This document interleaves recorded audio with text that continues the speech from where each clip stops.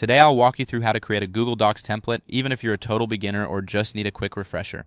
By the end of this guide, you'll know exactly how to design your own template so you can streamline your document creation process. Let's get started. First, open your web browser and navigate to Google Docs. You can do this by typing in the URL or simply searching for Google Docs in your preferred search engine.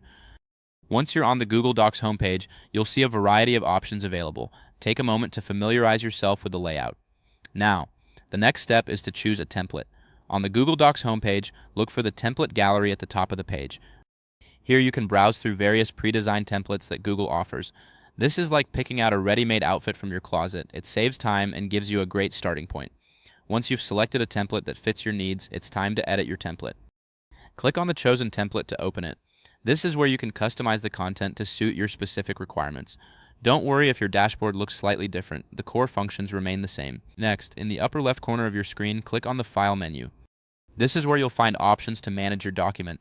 Think of it as the control panel for your document. Everything you need is just a click away. Now, from the File menu, select Make a Copy.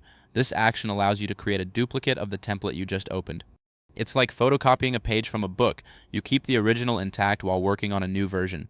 After that, you'll see a prompt to name your new document. Click on the Name field and rename it to something that reflects its purpose. This is important for keeping your documents organized, just like labeling boxes in a storage room. Finally, click on Make a Copy again to finalize the creation of your new template. Congratulations, you now have a personalized Google Docs template ready for use. If this helped you out, please give the video a thumbs up.